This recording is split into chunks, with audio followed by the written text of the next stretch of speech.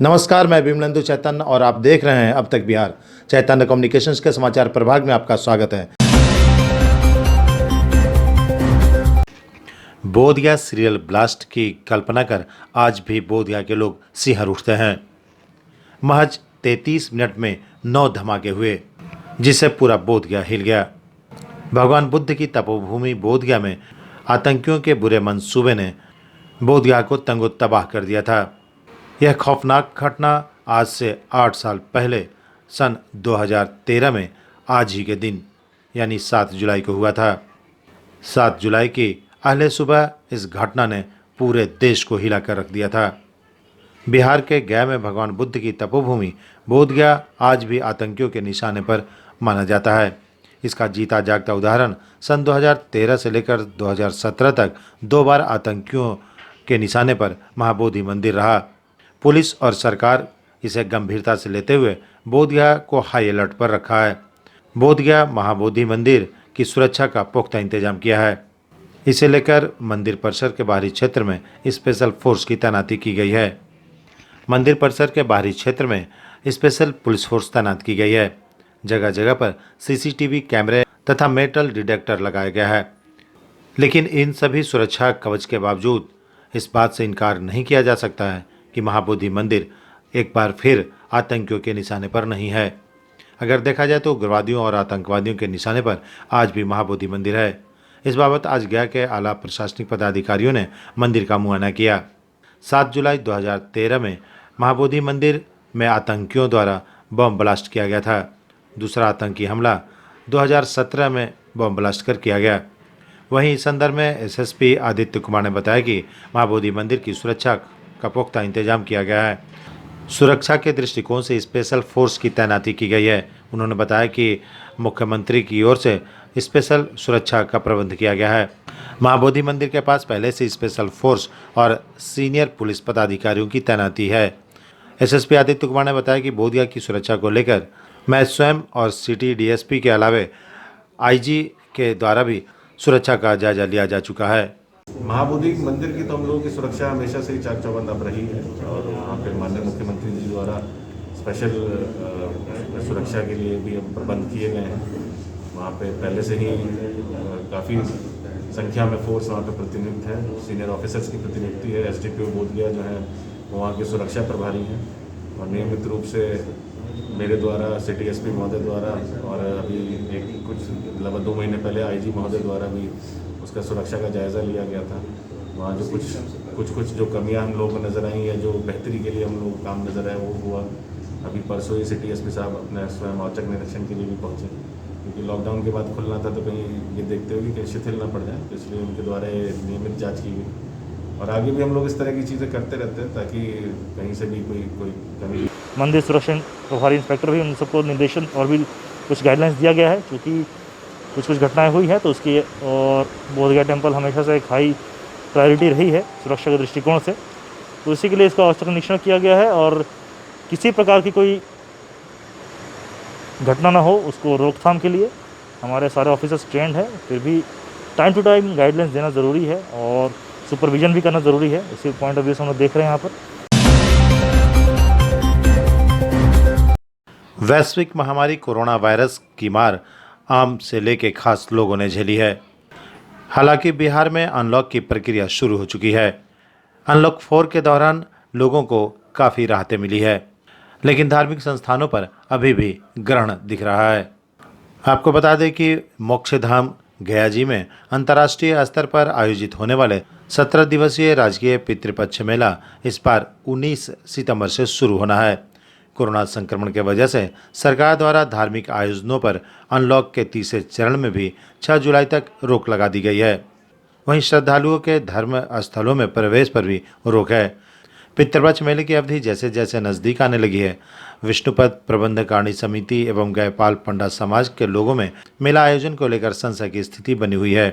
पंडा समाज अपनी चरमराई अर्थव्यवस्था को पटरी पर लाने के लिए पितृपक्ष मेले के आयोजन को जरूरी मानते हैं। इस बार पितृपक्ष मेला शुरू हो, इसके लिए समिति द्वारा सूबे के सीएम नीतीश कुमार को पत्र लिखकर अनुमति मांगी गई है। बिहार सरकार द्वारा पितृपक्ष मेला को राजकीय मेले का दर्जा दिया गया है।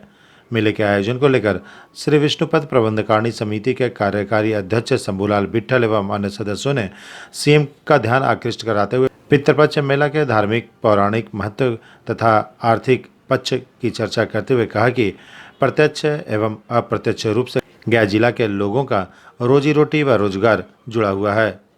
पंडा समाज के लोगों ने कहा है कि अगर पितृपक्ष मेला का आयोजन की अनुमति दी जाती है तो हम लोग भूखमरी की स्थिति से बचेंगे, अन्यथा भूखमरी की स्थिति से हमें कोई नहीं बचा सकता।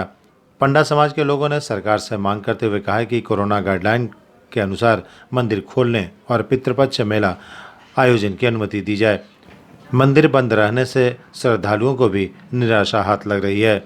आपको बता दें कि 15 दिनों तक चलने वाले पितृपक्ष मेला में लगभग 200 करोड़ का कारोबार होता है, लेकिन पिछले साल पितृपक्ष मेला नहीं होने से काफ़ी लोगों के सामने समस्या उत्पन्न हो गई।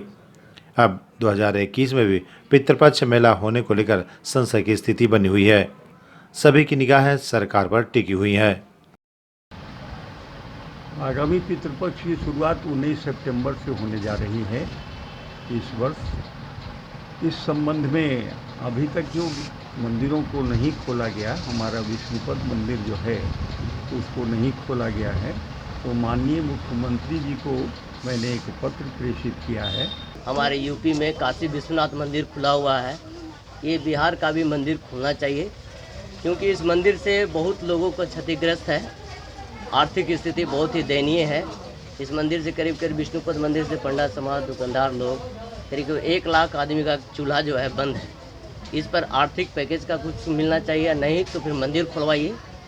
जब सब कुछ आपने खोल दिया तो एक जो है दायरा बना करके कि हाँ 4 घंटा मंदिर खोलना है, 2 घंटा खोलना है, जैसे बाज़ार को आप खोल रहे हैं, मॉल को खोल रहे हैं, सबको खोल रहे हैं, वैसे यहाँ भी आखिर ये जो है हम पंडा लोग का सवाल नहीं है, ये पितृपक्ष जो आने वाला है इसको अगर नहीं चालू होता है, अगले साल भी बंद हो गया, ये पितृपक्ष जब मेला लगता है तो उसमें हजारों हजार लोग, पूरे शहर के लोग उससे लाभान्वित होते हैं।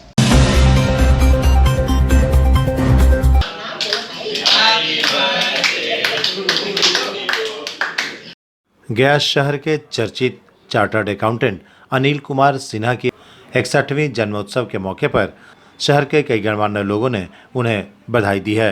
श्री सिन्हा की लंबी दीर्घायु की कामना करते हुए शहर के चर्चित एवं वरिष्ठ चिकित्सक सरजू प्रसाद शर्मा ने ढेर सारी शुभकामनाएं दी।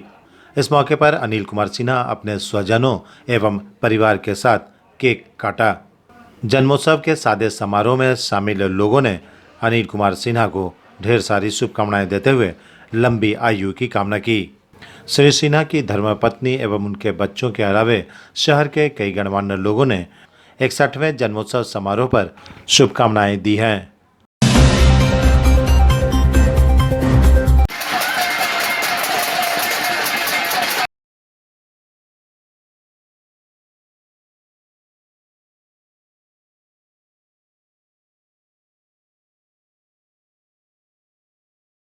शामिर ताकिया में युवा कांग्रेस, नगर निकाय कांग्रेस सेवा दल, महिला कांग्रेस एवं विभिन्न कांग्रेसी संगठनों के संयुक्त तत्वाधान में पुरुष एवं महिलाओं ने थाली पीटकर बेहताशा बढ़ रही महंगाई के विरोध में प्रदर्शन किया। मौके पर मौजूद नेताओं ने कहा कि मध्यम वर्गीय परिवार का गुजारा कैसे चलता है, यह वर्तमान सरकार को समझ में नहीं आ रही है।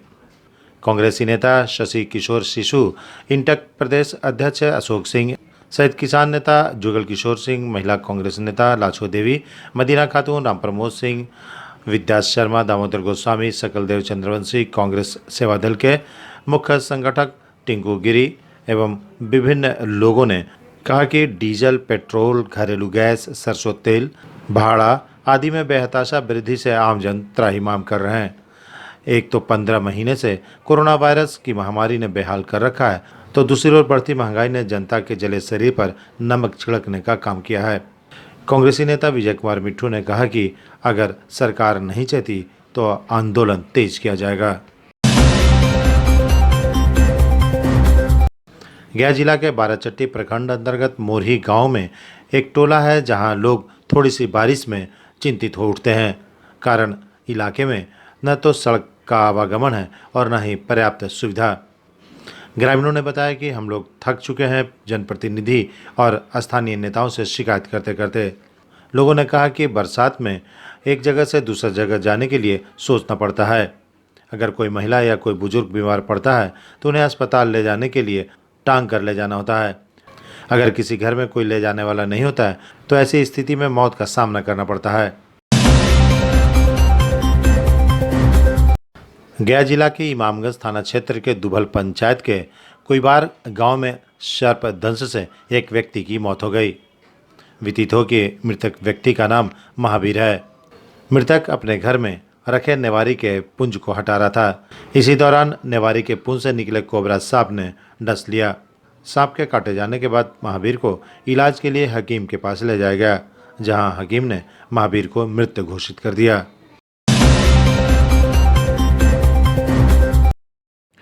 अस्सी वर्ष की आयु में भी फौलाद इरादों के प्रतीक चरण सिंह यादव आज भी अपने इरादे पर अडिग हैं।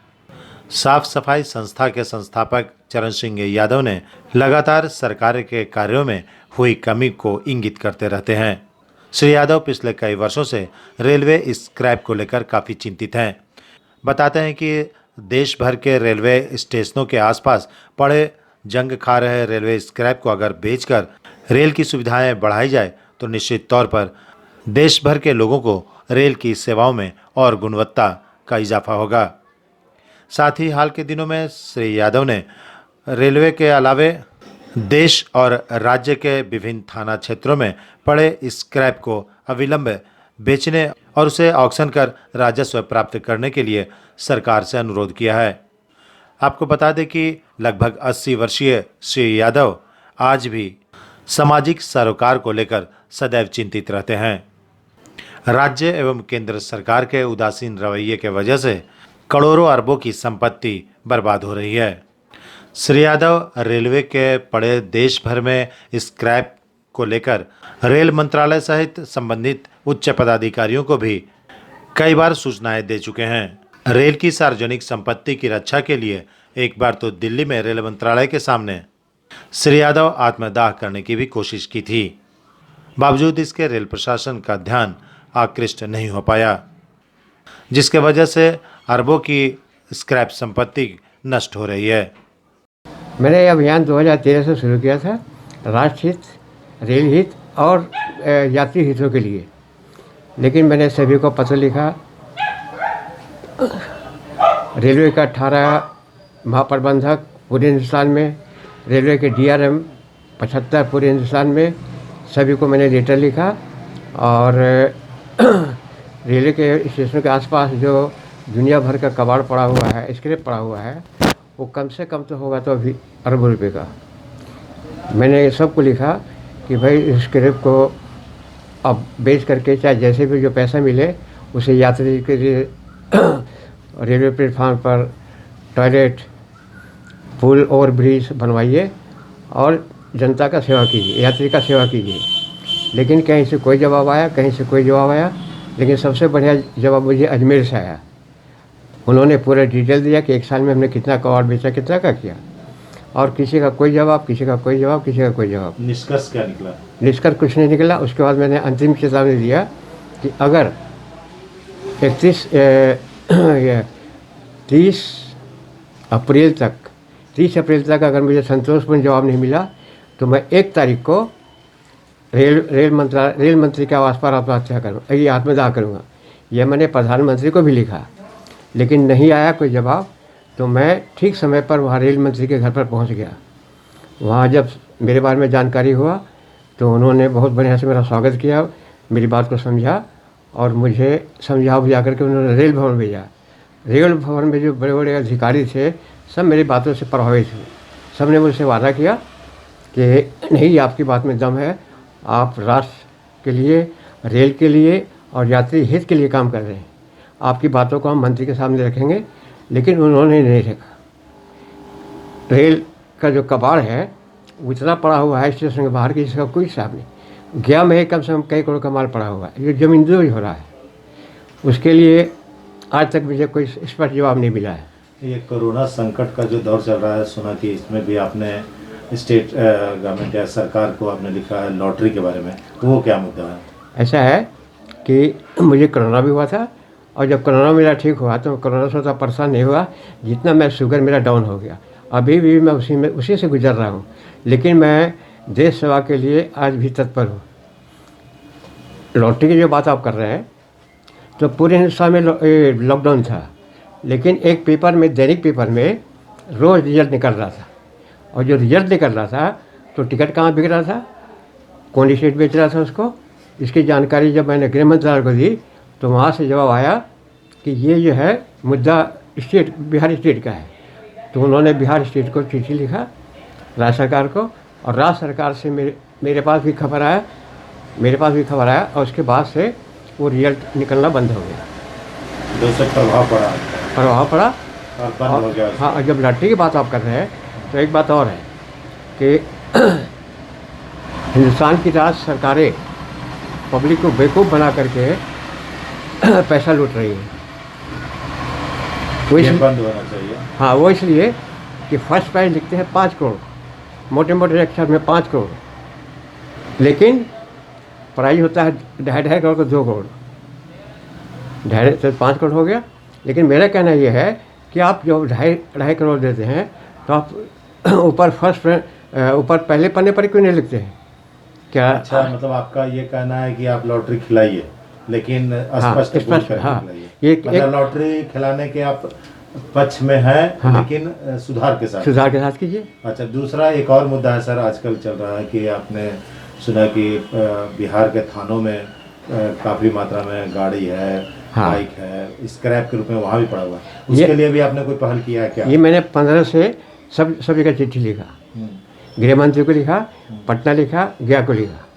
तो गया से जो मेरे पास जवाब आया एसपी साहब का, उन्होंने साफ कहा है कि हमको ये हमारा मुद्दा नहीं है। तो ठीक है, आपका मुद्दा नहीं है, तो मेरा कहने का मतलब ये है कि पूरे हिंदुस्तान में, राष्ट्र में, थानों में इतना कवर पड़ा हुआ है कि इसका कोई हिसाब नहीं। जिसके दावेदार हैं वो तो ठीक है, कोई बात नहीं, लेकिन जिनका कोई दावेदार नहीं है वो तो आप न्यायालय से आदेश लेकर के उसको आप बेच सकते हैं, और जो आपको धन प्राप्त हो उससे पुलिस हेडक्वार्टर के लिए, पुलिस क्वार्टर के लिए आप उसको निर्माण कर सकते हैं। आज भी पुलिस वाले जो हम लोग के लिए दिन रात सेवा करते हैं, जिसके चलते राष्ट्र की जनता आराम से सोती है, उन सिपाहियों को भी क्या नाम उसका, कोई बढ़िया जगह नहीं मिलता है। और अपने शहर की खबरों के साथ जुड़े रहने के लिए हमारे चैनल अब तक बिहार को सब्सक्राइब कर बेल आइकन जरूर दबाएं। अब तक बिहार, खबर वही जो अब तक दिखाए।